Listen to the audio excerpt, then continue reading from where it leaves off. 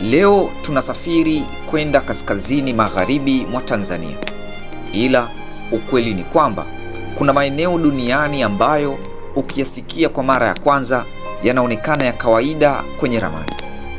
Lakini unapoyakaribia, unapoyaangalia kwa macho ya historia, unagundua kuwa chini ya utulivu wake kuna sauti za maelfu ya miaka zilizofichwa. Mahali ambapo ardhi imepasuka kama dunia yenye kumbukumbu za moto wa kale. Mahali ambapo maisha ya binadamu wa mwanzo bado yanaendelea kuishi hadi leo. Mahali hapa ni Ziwa Eyasi na bonde la Eyasi. Ziwa ambalo halijulikani sana kwa umaarufu wa watalii kama Victoria au Ziwa Nyasa, lakini lina kitu ambacho maeneo hayo mawili hayana kwa kiwango sawa.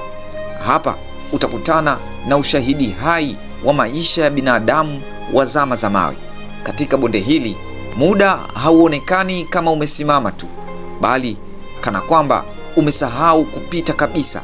Na ndani ya utulivu huo kuna jamii ambazo bado zinaishi kwa njia ile ile ya maelfu ya miaka iliyopita. Hapa ndipo hadithi yetu inaanza. Karibu The Storyside.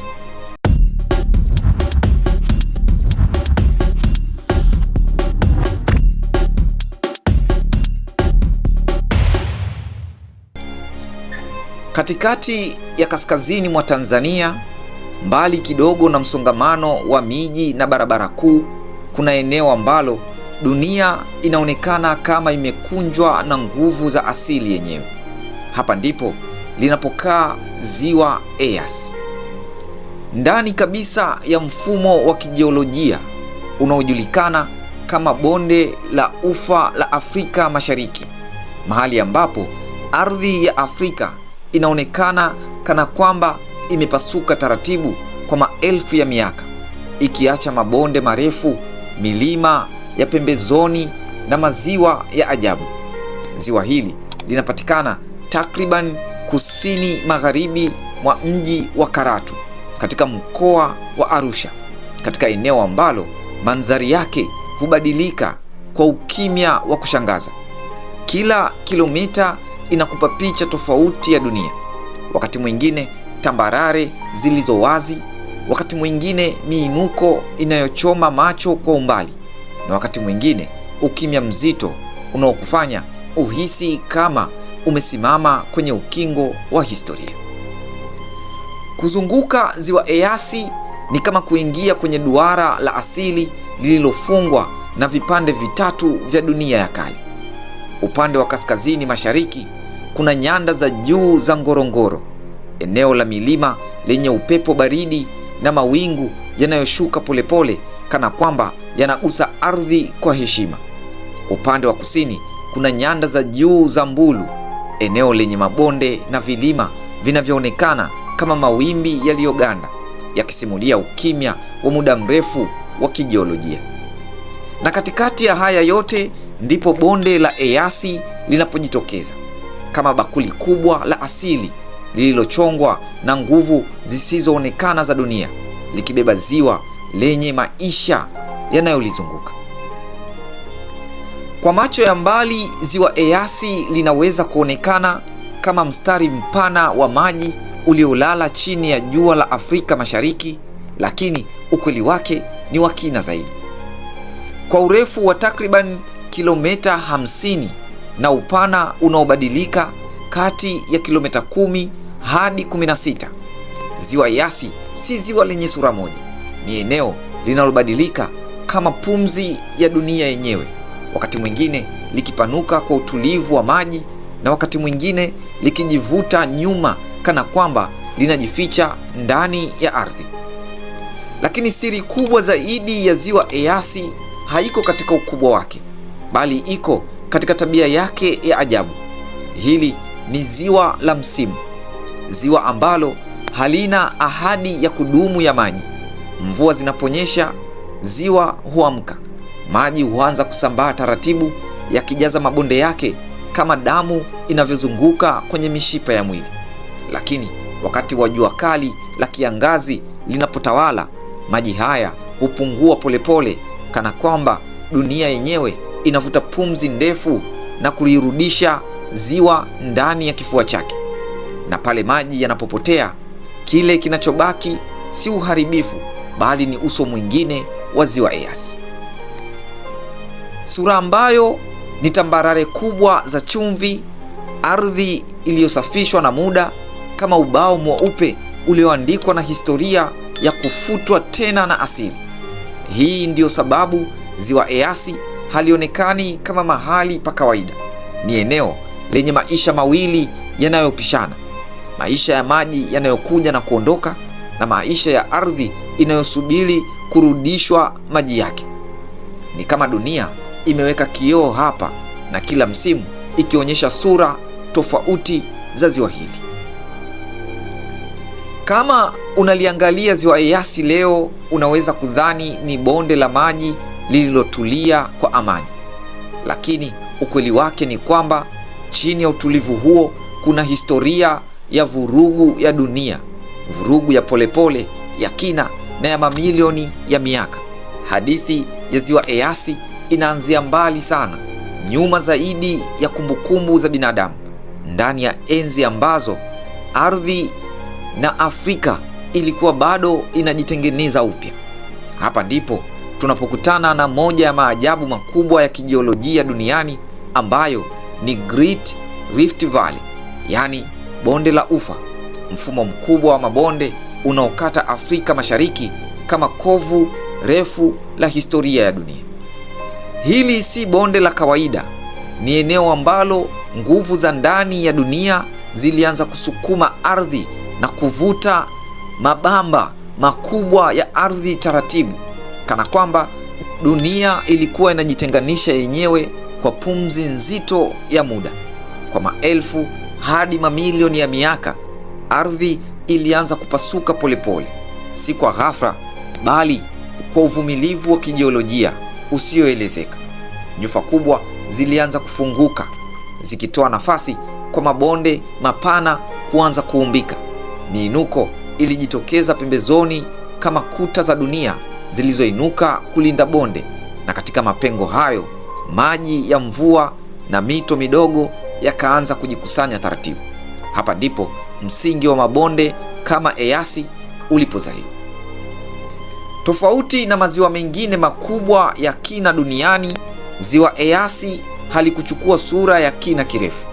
Badala yake, kilichotokea hapa ni mchakato wa kipekee na unaoendelea hadi leo. Ziwa Eyasi halikupata nafasi ya kutulia kuwa ziwa la kudumu lenye kina kirefu kwa sababu kuu mbili za asili.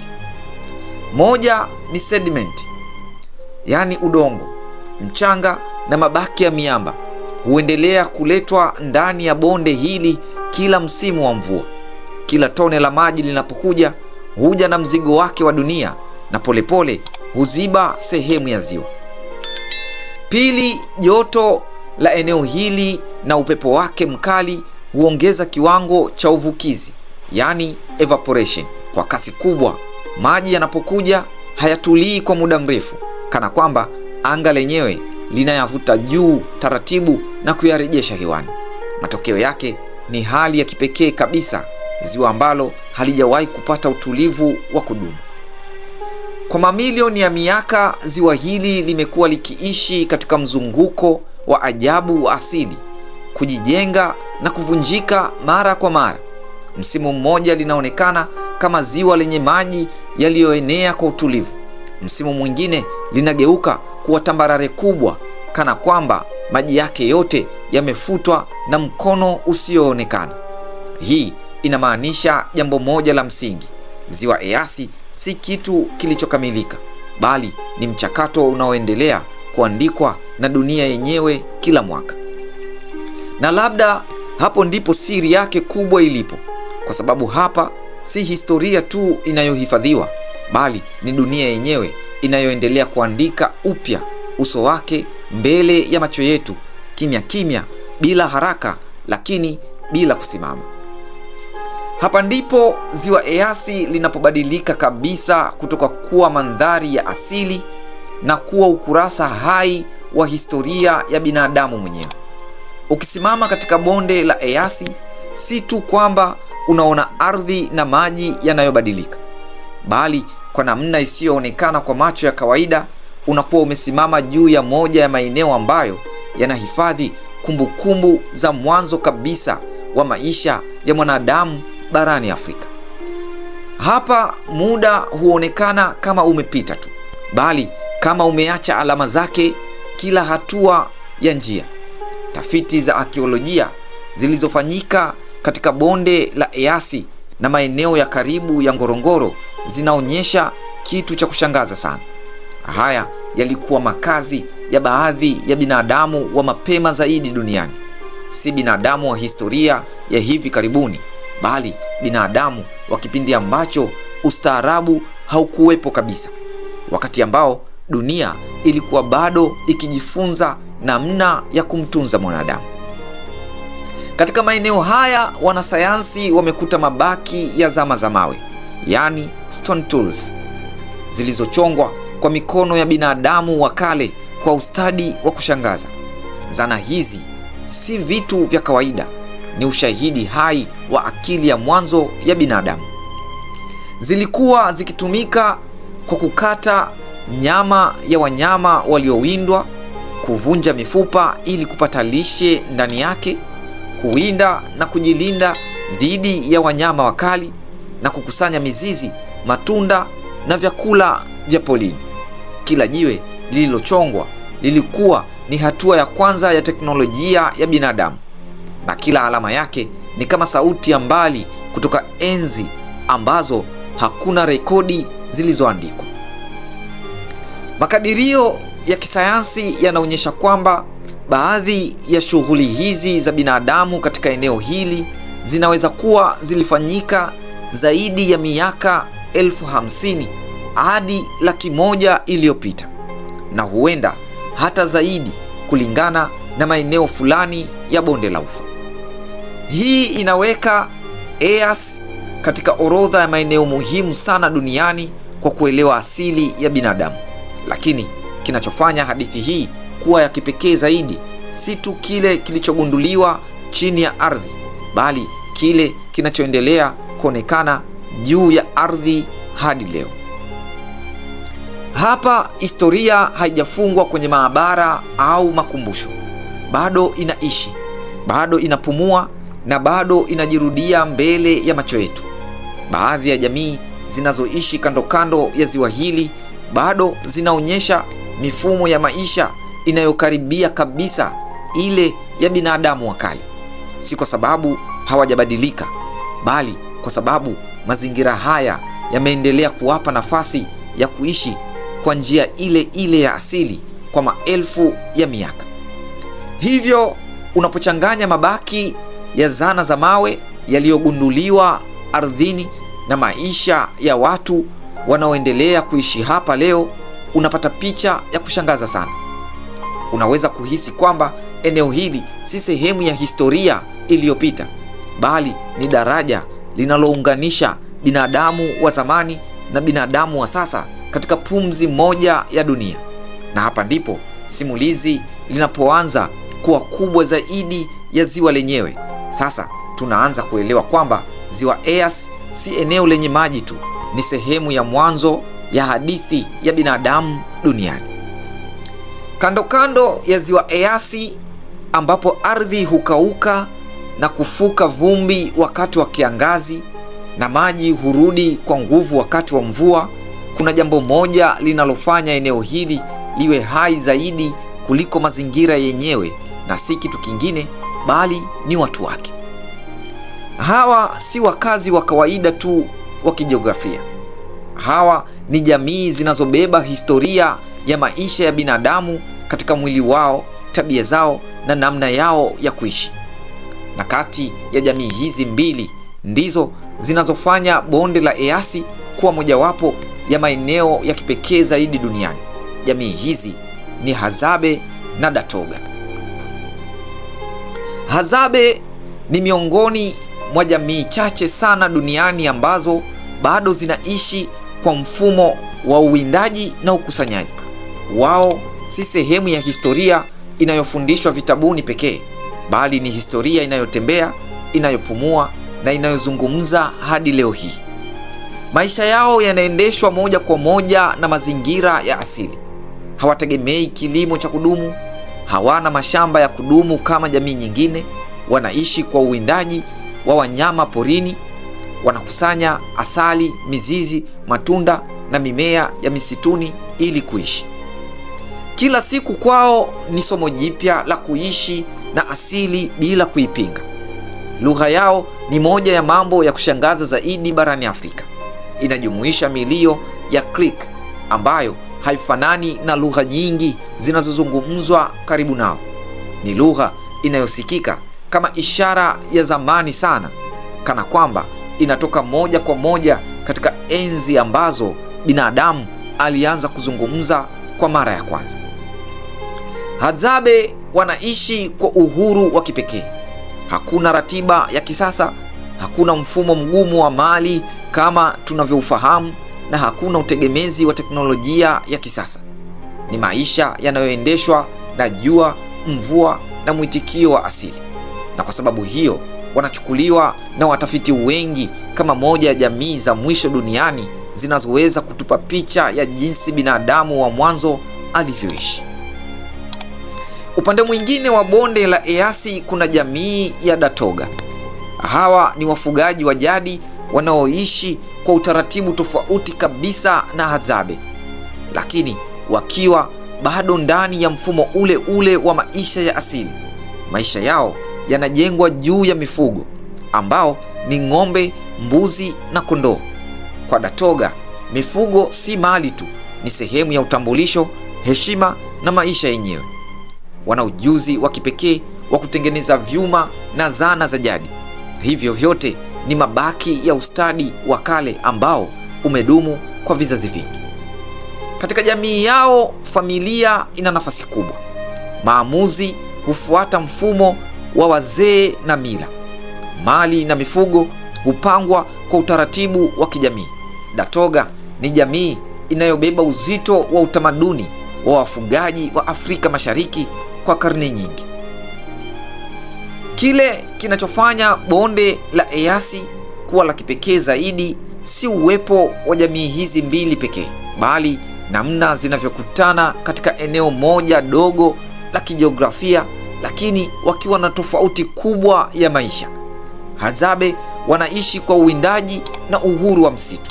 Datoga wanaishi kwa ufugaji na mfumo uliopangwa wa kijamii.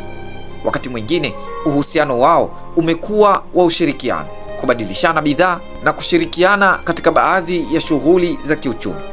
Lakini wakati mwingine pia historia inabeba changamoto, migogoro ya ardhi, ushindani wa rasilimali na tofauti za maisha na mtazamo.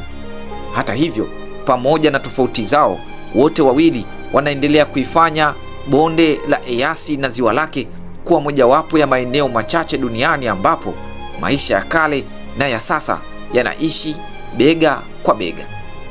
Unapoangalia Hadzabe na Datoga kwa macho ya kimya ya bonde na ziwa Eyasi, unaona kitu zaidi ya jamii mbili zilizopo hapa.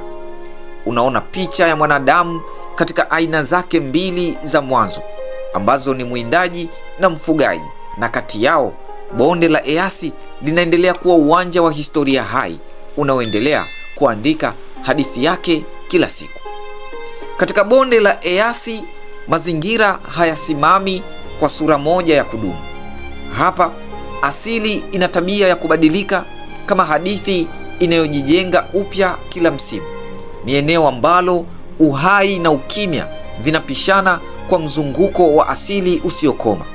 Na ndani ya mzunguko huo, ziwa Eyasi linakuwa kitovu cha mfumo mzima wa bainowai unaoishi kwa ratiba ya mvua na jua. Mvua zinapoanza kunyesha juu ya bonde la Eyasi, dunia nzima ya eneo hili hubadilika. Kile kilichoonekana kama tambarare kavu huanza polepole kuwa uhai unaosogea. Maji yanapojikusanya yanavutia uhai kutoka kila pembe ya anga. Katika kipindi hiki, flamingo hujaa kando kando ya ziwa, wakipaka rangi ya waridi juu ya maji kama pazia la asili. Pelican huonekana wakielea kwa utulivu, wakitafuta samaki katika maji yaliyofufuka.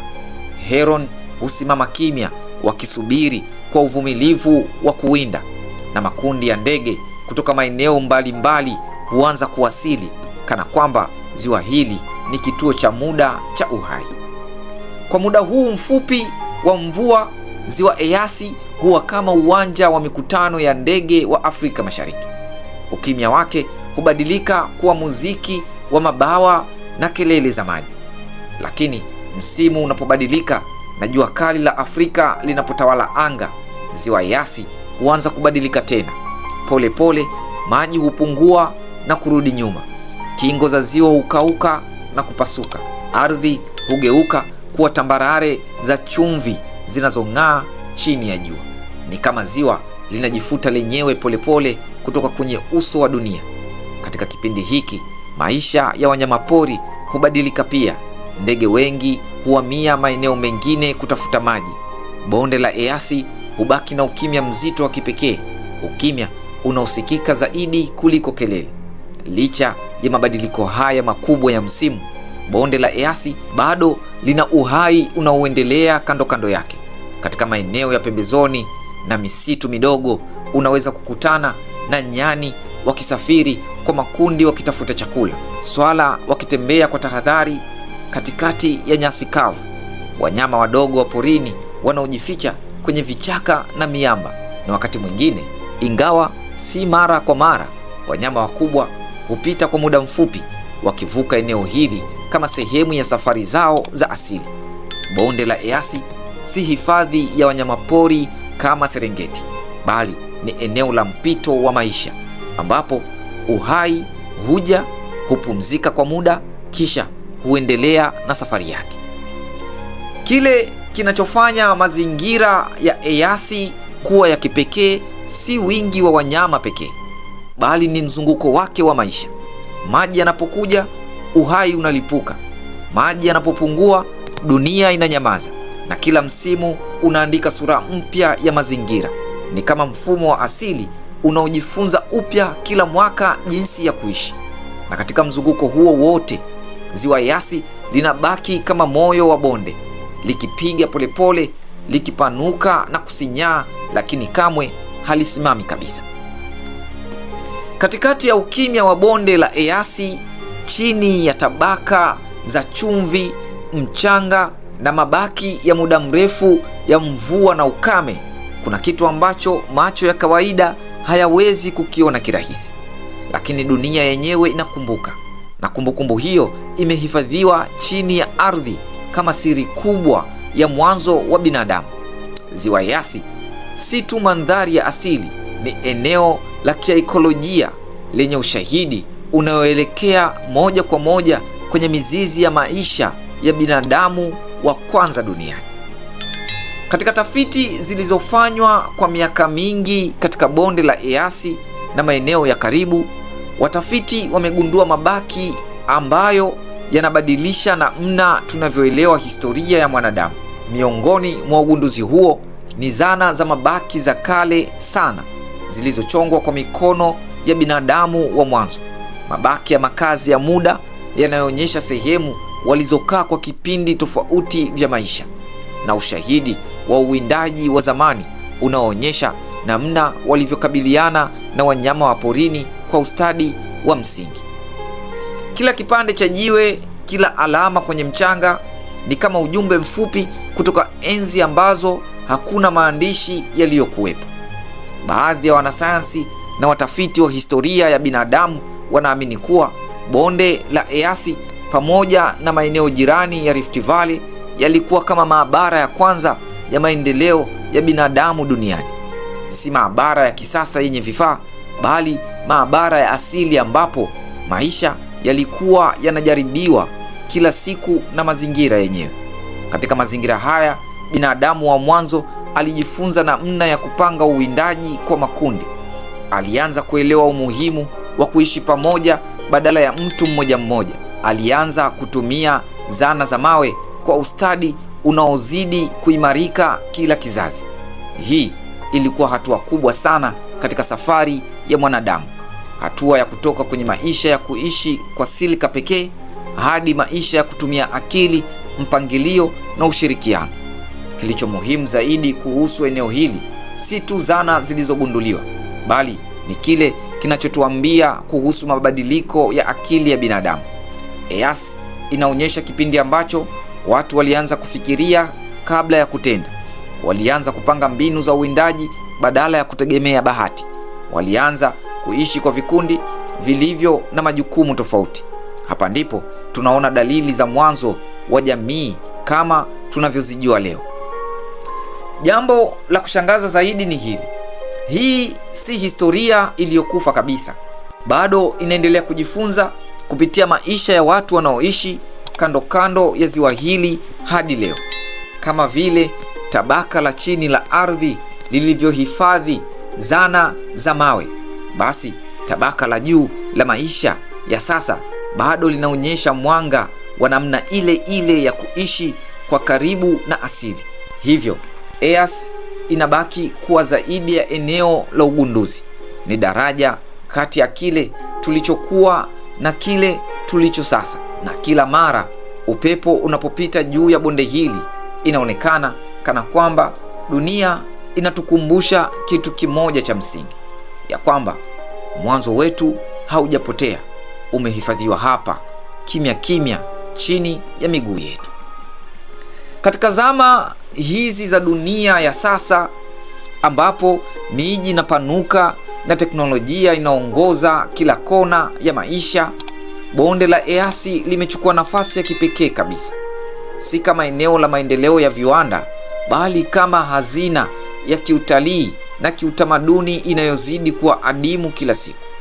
Leo ziwa EAC halionekani tena tu kama mandhari ya asili, linachukuliwa kama mojawapo ya maeneo muhimu sana kwa uelewa wa binadamu, historia na utamaduni hai. EAC ni mojawapo ya maeneo machache duniani ambapo mgeni anaweza kuona maisha ya kale yakicheza mbele ya macho yake bila maigizo.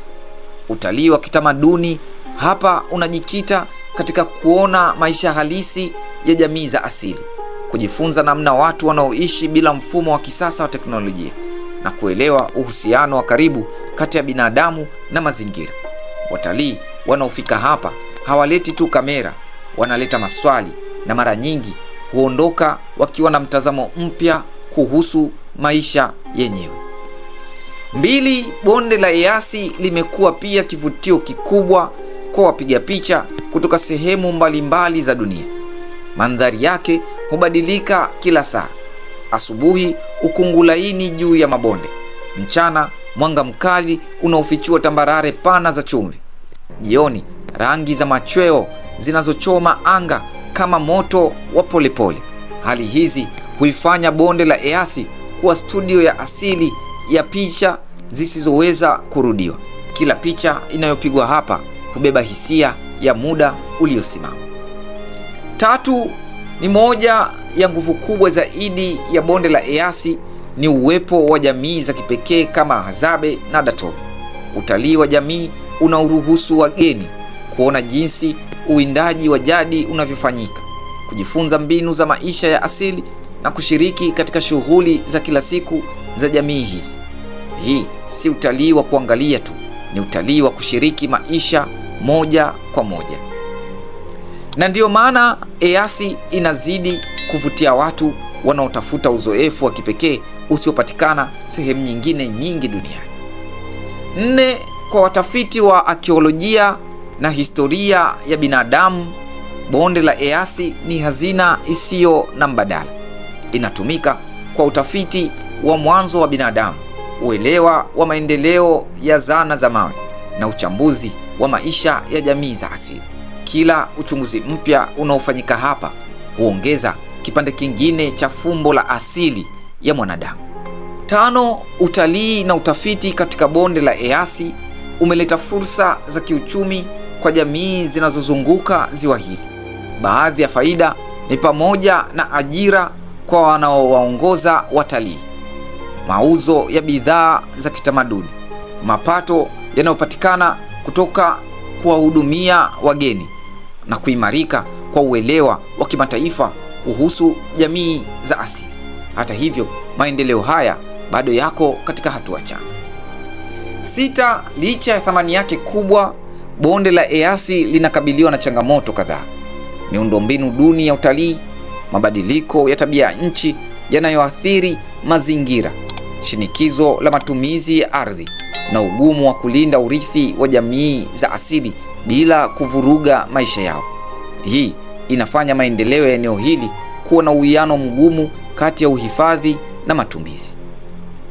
Licha ya uzuri wake wa kipekee na historia yake ya kina isiyo na mfano, ziwa Eyasi haliko salama kabisa dhidi ya mabadiliko ya dunia ya sasa. Chini ya utulivu wake kuna changamoto zinazokuwa taratibu, changamoto ambazo zinaweza kubadilisha kabisa sura ya bonde hili kama hazitashughulikiwa kwa umakini. Eyasi si tu eneo la historia, ni eneo linalopigana kimya kimya na nguvu za mabadiliko ya dunia sasa. Moja ya changamoto kubwa zaidi zinazoikumba bonde la Eyasi na ziwa lake ni mabadiliko ya tabia nchi. Mifumo ya mvua ambayo ilijulikana kwa miaka mingi sasa imeanza kubadilika. Mvua huchelewa kunyesha, mvua kuwa chache au zisizotabirika, na vipindi virefu vya joto kali. Hali hii inaathiri moja kwa moja mzunguko wa maisha ya ziwa lenyewe. Kwa sababu ziwa Eyasi ni ziwa la msimu, mabadiliko madogo ya tabia ya nchi yana athari kubwa sana kwenye uwepo wake wa maji. Pili, ukame ni changamoto nyingine kubwa inayoongezeka mwaka hadi mwaka. Wakati joto linapoongezeka, uvukizi wa maji huongezeka kwa kasi. Maji ya ziwa hupungua zaidi ya kawaida na sehemu kubwa ya bonde hubaki kavu kwa muda mrefu. Hii inafanya mzunguko wa asili wa ziwa Eyasi kuwa dhaifu zaidi kuliko ilivyokuwa zamani, na kwa kila msimu wa ukame mkali ziwa linazidi kupoteza uthabiti wake wa kawaida. Tatu, bonde la Eyasi pia linakabiliwa na shinikizo la matumizi ya ardhi. Kadiri idadi ya watu inavyoongezeka, maeneo ya malisho yanapanuliwa. Ardhi ya asili inatumika zaidi kwa shughuli za binadamu, na mifugo inazidi kushindania rasilimali chache za maji na nyasi.